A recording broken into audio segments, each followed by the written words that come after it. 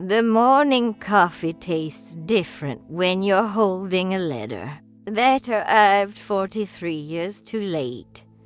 The envelope yellowed like old teeth. Your name written in handwriting that stopped existing before you learned cursive. You sit at the kitchen table where he buttered your toast for 4 decades, where he read you weather reports like love poems, where his hands folded the newspaper with the precision of someone who believed in small ceremonies. The letter weighs nothing and everything, postmarked from a town you've never heard of, sent by a woman whose name sounds like a song you almost remember from a radio in another room. Outside, the garden he planted grows without him, the tomatoes ripening into the kind of red that doesn't apologize for being noticed,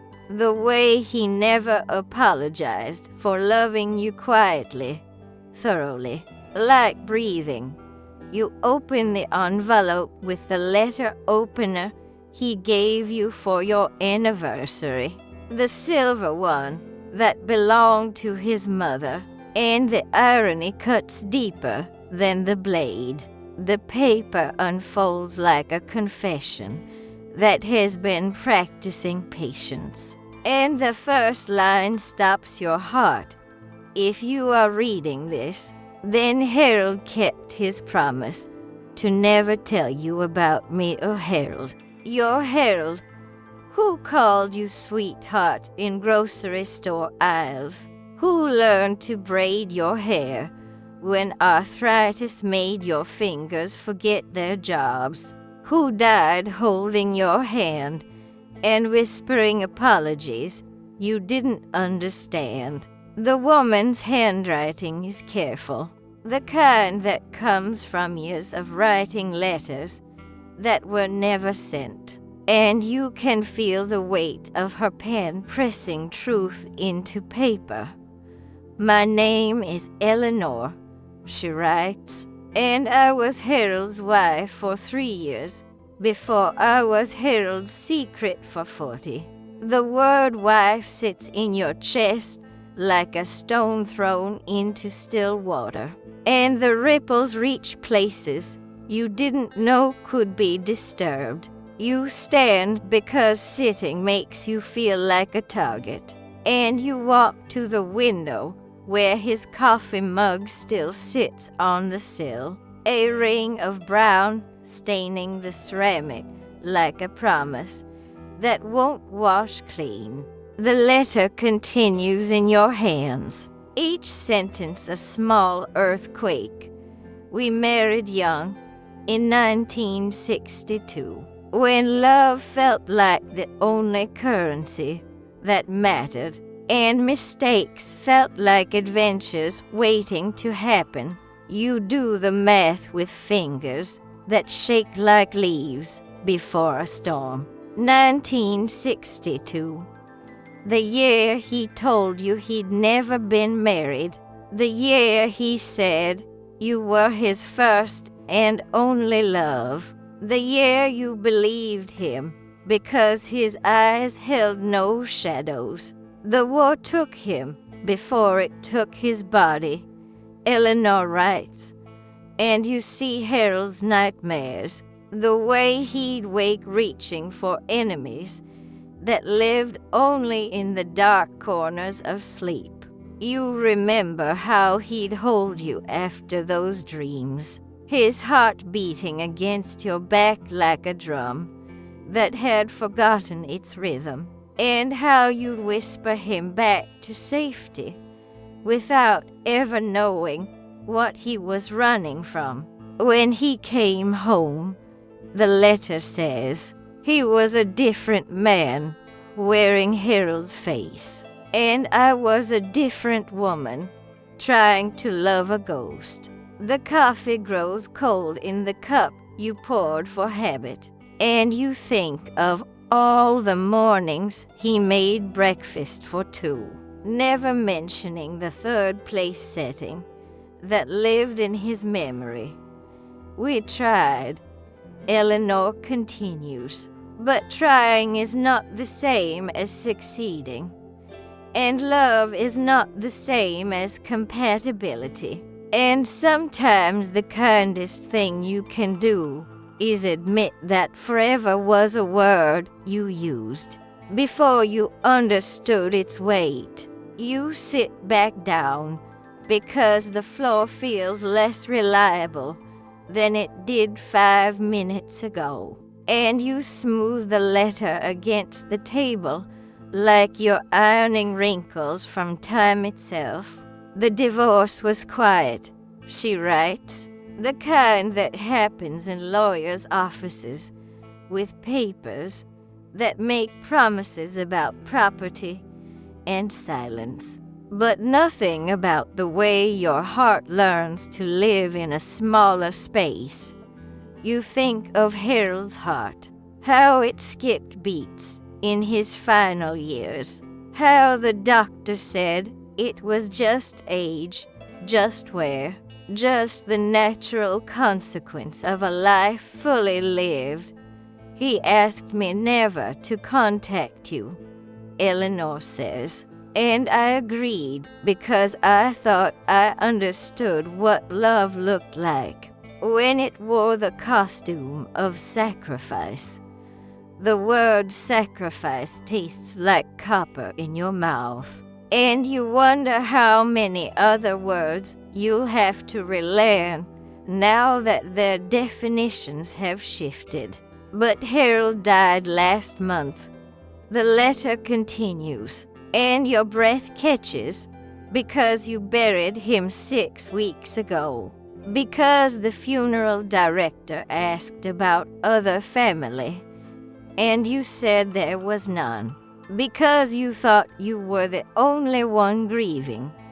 You realize she knows about his death, that she's been watching from a distance, that your grief has had a witness you never invited to the ceremony. I read his obituary, she writes, and saw your name listed as his beloved wife of 38 years, and I felt something I can only describe as relief mixed with a sorrow I had no right to claim. 38 years. You count them like rosary beads, each one a small prayer of shared meals and shared silence, of arguments that ended in laughter and laughter that ended in kisses. I want you to know, Eleanor says, that he loved you with a completeness I never experienced, that whatever we had was the rough draft and you were the final version, the one he got right. The words should comfort you, but they feel like bandages applied to wounds you didn't know you had, and you're not sure if healing or hurting is the appropriate response. You walk to the bedroom, where his clothes still hang in the closet, like faithful soldiers waiting for orders, and you press your face into a shirt that smells like his aftershave and secrets. The letter waits on the table, patient as a cat, and when you return, it continues. There are things he wanted you to know but couldn't say, things that lived in the space between his love for you and his shame about me. Shame. The word sits heavy and foreign, because Harold never seemed to carry shame, never seemed to own anything he couldn't look at directly. He sent me a letter every year on our anniversary, Eleanor writes, not romantic letters, but reports, updates on your life, your health, your happiness. He wanted me to know that his choice to leave me had led to something beautiful. You think of all the times he disappeared for an hour on random Tuesdays, claiming errands that never produced groceries or dry cleaning. And now you understand the shape of those absences. In his final letter, he told me about your garden, how you grew tomatoes that tasted like summer, and how you hummed while you weeded, how you made him believe in second chances even though you never knew you were one. The garden calls to you through the window, and you see it differently now, not as a hobby you shared, but as evidence of a life he built to prove he deserved the love you gave him. He also told me, Eleanor continues, about the box in his workshop, behind the paint cans, wrapped in a top that smells like motor oil and regret. Your feet know the path to his workshop before your mind decides to walk it, and you find yourself standing among his tools, breathing air that still holds the ghost of his projects.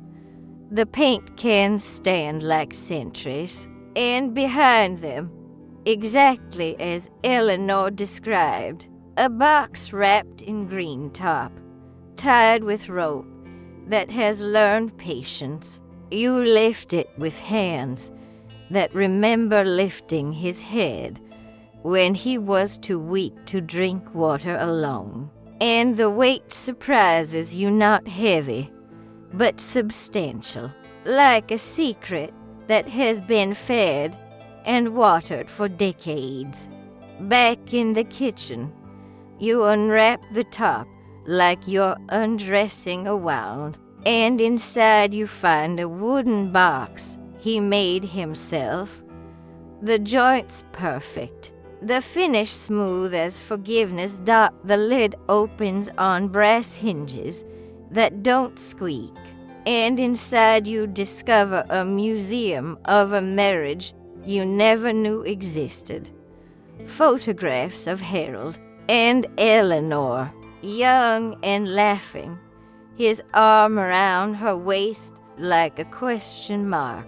There are letters in his handwriting, addressed to Eleanor but never sent, each one dated and folded with the care of someone who believes in the power of words to heal what they cannot change.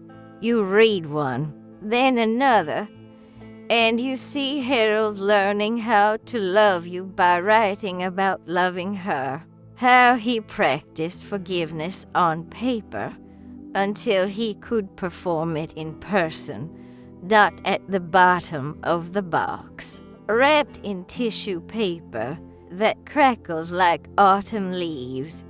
You find a wedding ring not yours, not the one you placed on his finger, but another one, smaller, worn thin by years of being touched like a talisman. Eleanor's letter explains, he kept my ring not as a trophy, but as a reminder that love is not always enough, that sometimes the most loving thing you can do is let someone find a better version of happiness. You slip the ring onto your pinky, the only finger it fits, and it feels like shaking hands with a ghost who wishes you well.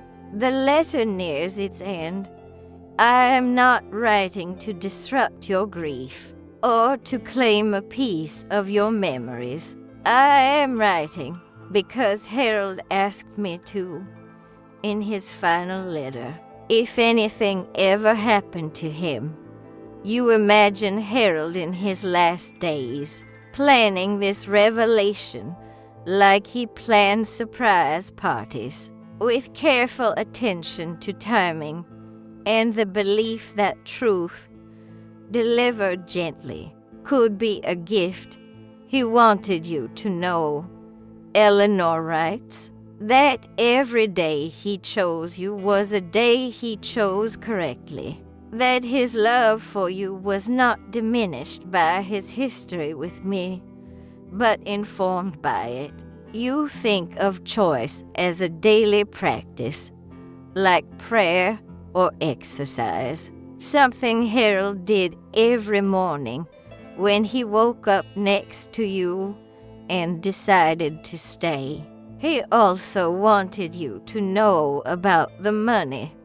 Eleanor continues, and your heart prepares for another small earthquake. The account at First National, the one he told you was for emergencies, contains money he saved from selling our house after the divorce. He wanted it to go to you, but he wanted you to know where it came from. You remember the account, how he'd mention it casually, how he'd say it was just a little something for peace of mind, how you never questioned the source because Harold had always been careful with money. It's not a fortune, Eleanor writes, but it's enough to travel if you want to, or to renovate the kitchen, or to do whatever it is that widows do when they're learning how to be themselves again. The word widow sits in your mouth like a stone you can't swallow, and you realize you've been avoiding it, calling yourself his wife in present tense, because past tense feels like betrayal. I have enclosed my phone number, Eleanor says, not because I expect you to call, but because Harold thought you might want to someday, when the shock wears off and curiosity takes its place. You look at the number written in careful digits, and you imagine the woman behind it, sitting in her own kitchen, drinking her own coffee, wondering if she's done the right thing. I want you to know, the letter concludes, that I harbor no resentment, no jealousy, no claim on the life you built together. I am grateful that he found you, that he learned how to be the man you deserved. The signature is simple, with respect and understanding, Eleanor, followed by a postscript that makes you smile despite everything. P.S. He was right about your tomatoes. I can taste the love in them from here. You fold the letter along its original creases and place it back in the envelope, but you leave it on the table where you can see it, a small monument to honesty that arrived when you were ready to receive it. The afternoon light slants through the window, painting everything gold, and you think of Harold's hands in this same light, how they moved with purpose even when they were simply turning pages or stirring sugar. You pick up the phone and dial Eleanor's number before you can convince yourself not to. And when she answers, her voice sounds like someone who has been waiting for this call for 40 years. Eleanor, you say, and the name feels right in your mouth, like a word you've been practicing without knowing it. I was hoping you'd call, she says, and you hear tears in her voice, the kind that come from relief rather than sadness. You talk for an hour about Harold, about the man you both loved in different decades, about the way he folded towels, and the way he hummed off-key, and the way he said your names like prayers. She tells you about the Harold who was learning how to be a husband. And you tell her about the herald who had mastered the art.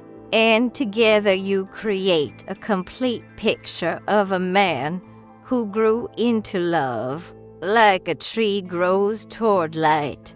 When you hang up, you feel lighter and heavier at the same time, like you've been carrying a suitcase you didn't know was there, and now you're learning how to walk without its weight. You make dinner for one, but set two places out of habit, and you eat in the quiet that has become your companion. But it's a different quiet now, one that holds space for truth. That night, you dream of Harold young and old, of two women who loved him in different seasons, of a garden where tomatoes grow in soil enriched by secrets that have finally been allowed to decompose into forgiveness. You wake with the certainty that love is not diminished by complexity, that Harold's heart was large enough to hold regret and joy simultaneously, that your marriage was not a lie but a truth that grew from the compost of his mistakes. The morning coffee tastes like itself again, and you read Eleanor's letter one more time before placing it in the wooden box, with the photographs and the ring and the evidence of a love that learned how to end gracefully. You call the bank about the account, and when they confirm the balance, you don't feel guilty about the money's origin, but grateful for Harold's foresight, his desire to care for you even from the grave.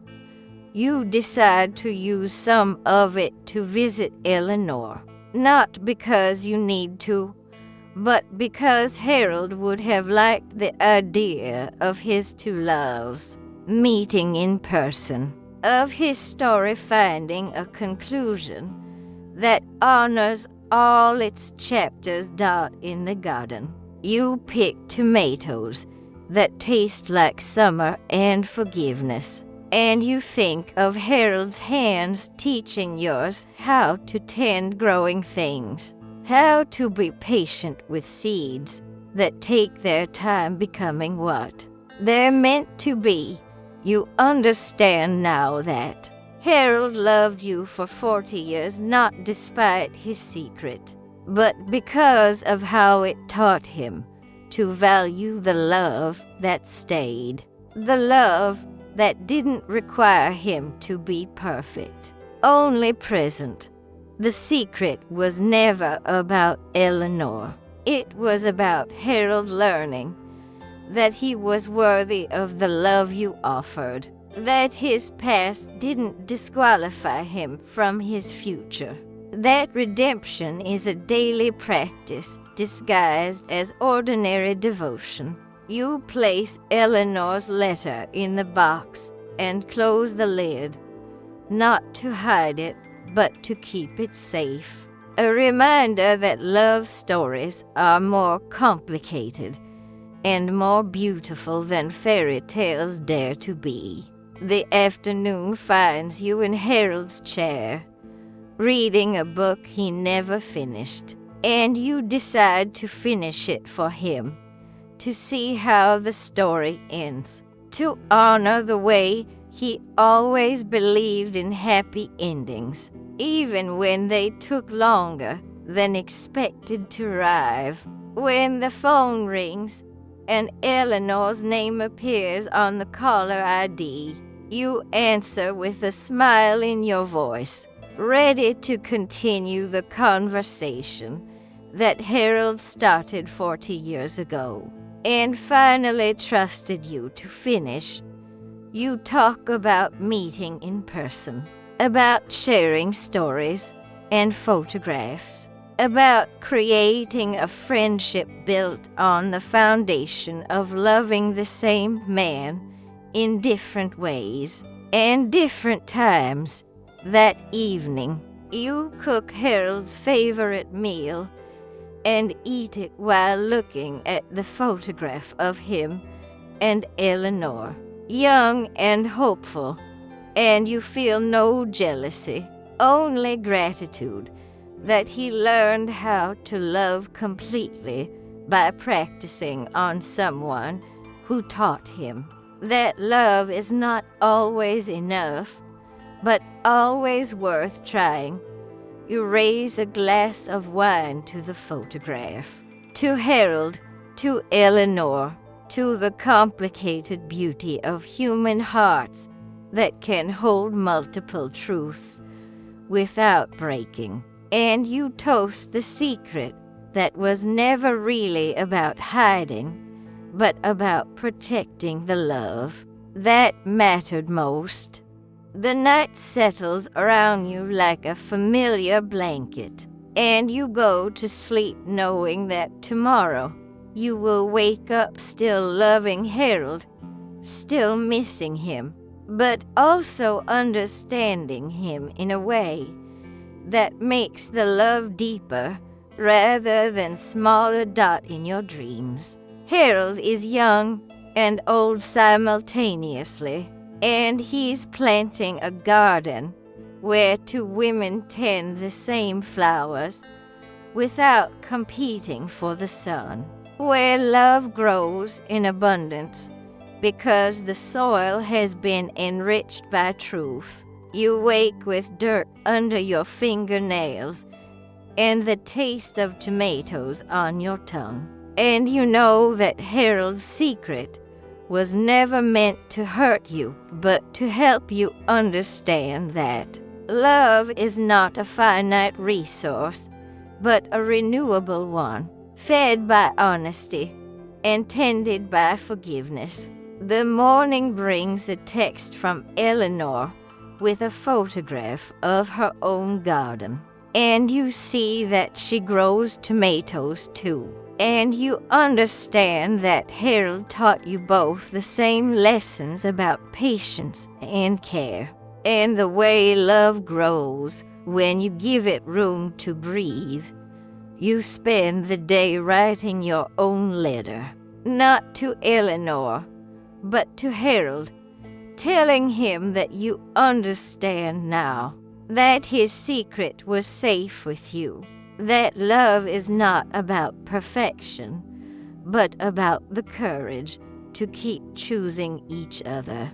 Despite the weight of what you carry, you seal the letter in an envelope and place it in the wooden box with the others, a collection of love letters that span decades and tell the story of a man who learned how to love completely by first learning how to forgive himself.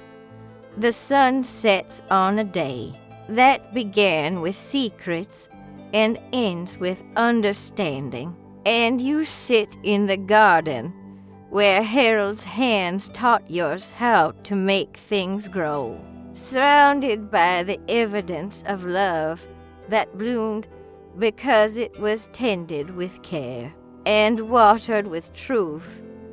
You think of Eleanor in her own garden, tending her own tomatoes, and you smile at the thought that Harold's love created two women who know how to make beautiful things grow from ordinary soil. The stars appear one by one, like secrets revealing themselves when the time is right. And you understand that Harold's 40-year secret was not a betrayal, but a gift, wrapped in time and delivered when you were strong enough to receive it. You go inside and make tea in Harold's favorite cup, and you sit at the table where his letter from Eleanor first disrupted your morning, and you feel grateful for the disruption, for the way truth can rearrange a life without destroying it. The wooden box sits on the counter like a small altar to complexity, and you touch its smooth surface and think of Harold's hands shaping it, preparing a place for his secrets to rest until they were ready to become stories. You call Eleanor one more time before bed, and you talk about Harold's laugh and the way he sang in the shower, and the way he always left his coffee cup on the windowsill. And you realize that sharing memories doubles them instead of dividing them.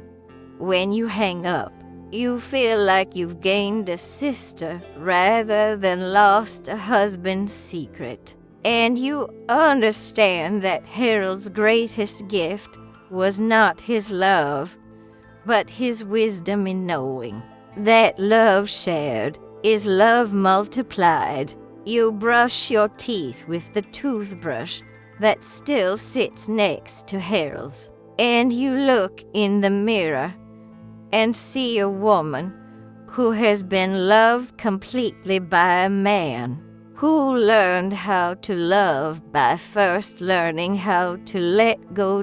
In bed, you hold the pillow that still smells like Harold's shampoo, and you whisper thank you to the darkness, to the secret that waited 40 years to find you, to the love that was patient enough to let you discover it when you were ready. You close your eyes and feel Harold's presence not as a ghost but as a warmth that surrounds you.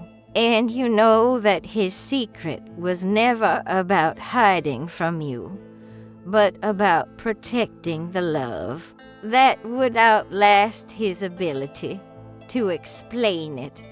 Sleep comes easily now, and you dream of gardens where secrets grow into flowers, where love is not diminished by complexity, but enriched by it, where Harold tends tomatoes that taste like forgiveness, and Eleanor waters roses that bloom with understanding. And you wait knowing that love stories are not about perfection, but about the courage to keep loving despite the beautiful, complicated truth of being human. The second week after Eleanor's letter brings a package with no return address, wrapped in brown paper that crinkles like autumn leaves. When you lift it from the porch. Inside, you find a photo album bound in green leather, the kind that speaks of careful hands and patient hours, with a note tucked into the front cover in Eleanor's precise script. These are the photographs Harold sent me over the years, she writes, pictures of your life together that he shared like a proud father, showing off his children's accomplishments. You turn the first page and see yourself at 30, laughing at something outside the camera's reach, your hair catching sunlight in Harold's backyard, and you remember the day, but not the photographer. Harold must have taken this secretly, capturing a moment of joy he wanted to preserve not just for himself, but for the woman who taught him that love could end without bitterness. Page after page reveals your life through Harold's eyes. You reading on the porch swing, you kneading bread in the kitchen, you asleep in the garden hammock with a book splayed across your chest like a small tent. Each photograph is dated in Harold's careful handwriting, and you realize he was creating a visual diary of your happiness, evidence that his choice to leave Eleanor had led to something worthy of documentation. There are pictures you don't remember him taking. You hanging laundry on a Tuesday morning. You painting the fence posts blue because white felt too serious. You crying at a movie he thought was silly, but watched anyway because it made you happy. In the margins, Harold has written small notes. She planted marigolds today because she read they keep the rabbits away. Or she hummed while she folded my shirts. The same song her mother used to sing. You see yourself aging in increments across the pages. Your face learning new lines. Your hands growing more confident with garden tools. Your smile deepening into something that knows its own worth. Near the end of the album, you find a photograph you've never seen. Harold and you at your 20th anniversary dinner, but taken from across the restaurant by someone you didn't notice dot in the photo. Harold is looking at you with an expression you recognize now as gratitude mixed with disbelief, as if he still couldn't quite believe his luck in finding love. That didn't require him to be anyone other than himself. The final page holds a letter from Harold to Eleanor, dated just 3 months before his death, and Eleanor has included it with a note. I thought you should see how he wrote about you. When he thought no one else would read it, Harold's letter begins, Eleanor. She made soup today from vegetables she grew herself, and I watched her hands move with the same patience you used to show. When you tried to teach me to dance, you remember the soup. Remember Harold sitting at the kitchen table while you chopped carrots. Remember thinking he was reading the newspaper when he was actually memorizing the way you moved through your own kitchen. I know I have no right to share these details with you. Harold continues, but I need someone to witness how completely she has loved me, how thoroughly she has forgiven faults she doesn't even know I carry. The letter describes ordinary moments with the reverence of someone who understands that ordinary is another word for miraculous.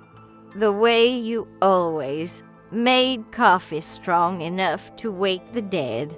The way you left books open to pages you wanted to share with him. She doesn't know about you, Harold writes, and I pray she never has to.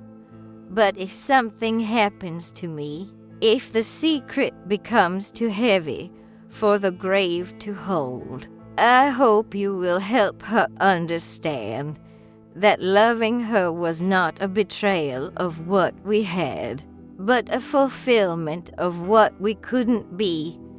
You close the album and hold it against your chest, feeling the weight of 40 years of documentation, of Harold's need to prove to Eleanor that her sacrifice had meaning. The phone rings, and Eleanor's voice carries the tentative hope of someone who has sent a gift and waits to learn whether it was received as intended. The album, you say before she can ask, is the most beautiful thing anyone has ever given me, and I don't know how to thank you for letting me see myself through his eyes. Eleanor's laugh is soft, relieved. He loved taking pictures of you when you weren't looking. He said candid shots captured the soul better than posed ones. You spend an hour on the phone, going through the album together. Eleanor sharing the stories behind Harold's letters. You filling in the details he couldn't capture in photographs. When you hang up, you place the album on the coffee table next to the wooden box, creating a small shrine to the complexity of love that refuses to be simplified.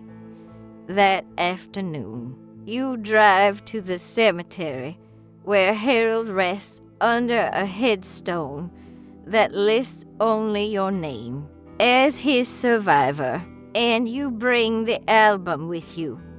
You sit on the grass beside his grave and turn the pages slowly, narrating your life back to him, telling him about the moments he captured and the feelings he preserved.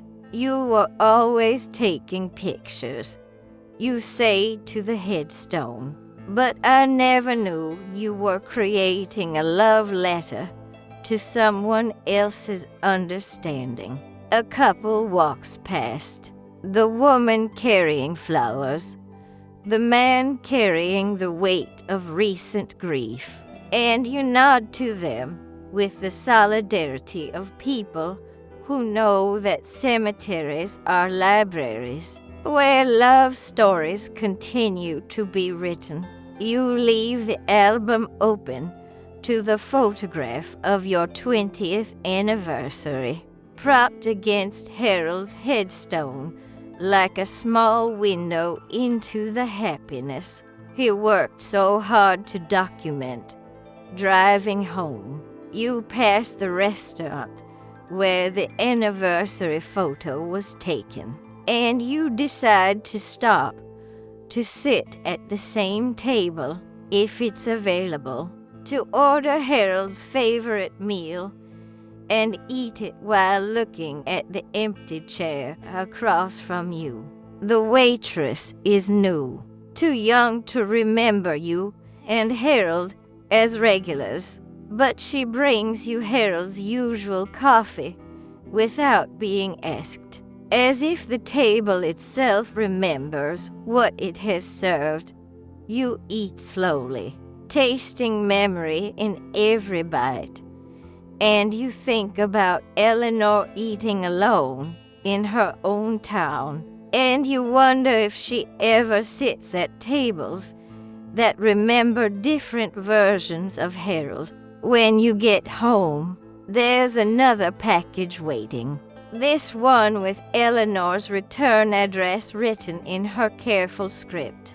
And inside you find a small wooden box, clearly handmade, with a note that makes you smile. Harold wasn't the only one who learned carpentry. Eleanor writes, I made this to hold the letters he sent me about you. I thought you might like to read them, to see how he practiced loving you by writing about it. The box opens to reveal dozens of letters, each one folded with care, each one a meditation on the daily miracle of being loved by someone who chooses you every morning. You read them in chronological order, watching Harold learn your rhythms, your preferences, your fears, watching him fall deeper in love with you by articulating that love to someone who understood the weight of loving him.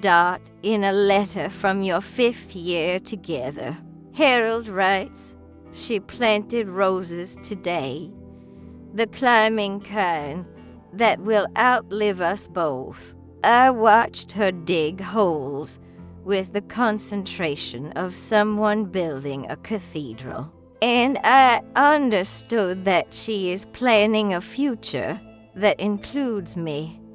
Another letter. From year 12, she learned to drive stick shift because my truck is easier on gas, and she practiced in the church parking lot until she could shift without grinding the gears. She did this for me, but she pretended it was for herself, because that's how she loves, quietly, practically, without expecting applause. The letters reveal Harold's growing confidence in your love, his gradual belief that he deserved the happiness you offered, his amazement at the way you loved him, not despite his flaws, but including them. In one of the final letters, written just months before his death, Harold's handwriting is shakier, but his love is steady. She reads to me now when my eyes get tired, and her voice makes even the phone book sound like poetry. I am dying, Eleanor, but I am dying loved, and that is more than I ever thought I deserved. You fold the letters back into Eleanor's box and place it beside Harold's wooden box. Two containers holding the same love story told from different angles, like photographs of the same sunset taken from opposite hills. The evening light slants through the kitchen window, painting everything gold, and you make tea in Harold's favorite cup and sit at the table where Eleanor's first letter changed everything. You write your own letter, addressed to Harold, but meant for Eleanor, describing the peace that comes from understanding that love is not diminished by being shared, but multiplied by being witnessed. Dear Harold, you write, I understand now why you needed Eleanor to know about our happiness. Love this deep requires a witness, someone who can testify that it was real, that it mattered, that it transformed the people it touched. You seal the letter in an envelope and place it in Eleanor's box, adding your voice to the conversation that has been happening for 40 years. The dialogue between two women who loved the same man in different seasons. The phone rings, and it's Eleanor again, her voice carrying the warmth of someone who has found an unexpected friend in the last place. She thought to look. I've been thinking, she says, about Harold's garden, about the way he described your tomatoes. I'd like to try growing some myself, if you'd be willing to share his secrets. You laugh, remembering Harold's pride in the garden, his insistence that tomatoes grown with love taste different from store-bought ones, his careful notes about soil and sunlight, and the importance of talking to plants. He always said the secret ingredient was conversation. You tell Eleanor. He talked to those tomatoes like they were old friends, told them about his day, asked them about theirs. Eleanor's laugh is delighted. That sounds exactly like Harold. He talked to everything cars, clocks, coffee makers. I used to think he was crazy, but maybe he was just practicing love on a smaller scale.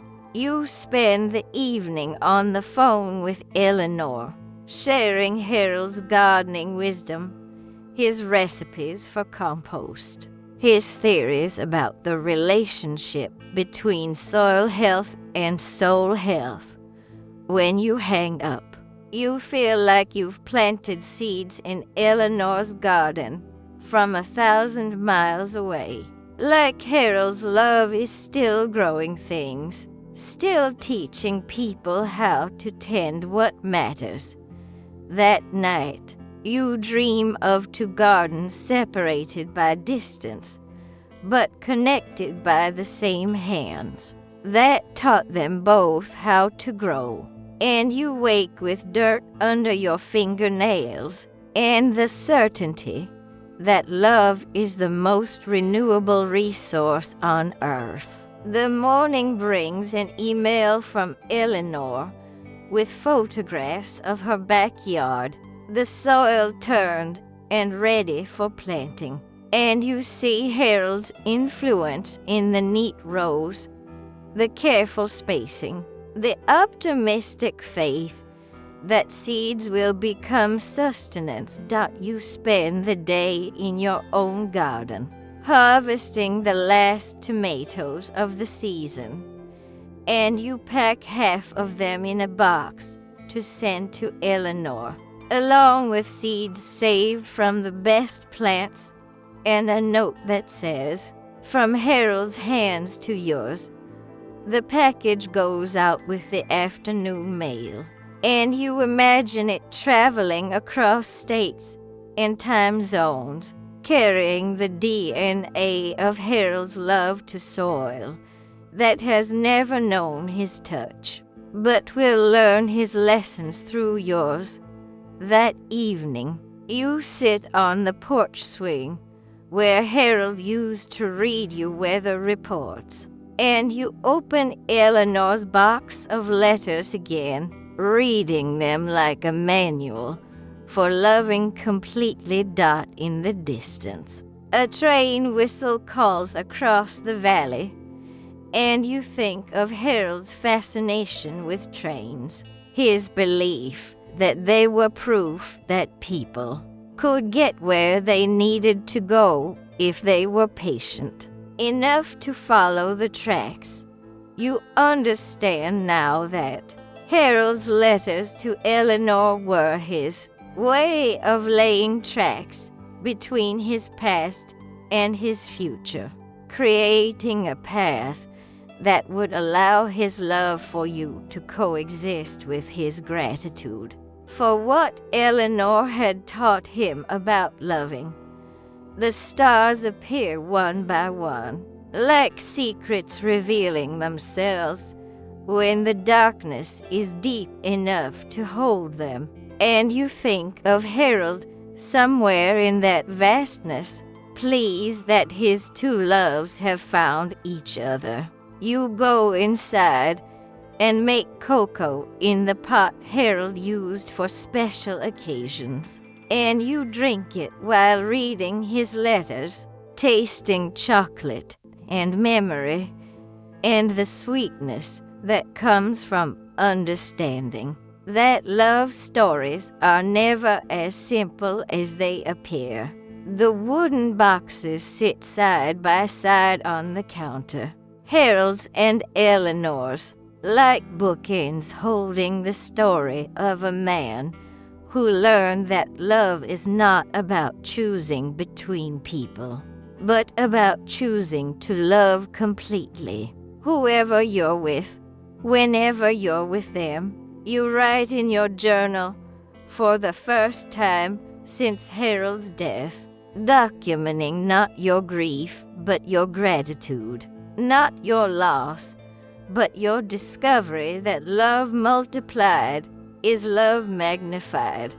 The house settles around you with the contentment of a place that has witnessed truth-telling, and you go to bed knowing that tomorrow you will wake up not as Harold's widow, but as Harold's student, still learning the lessons he taught about loving without reservation.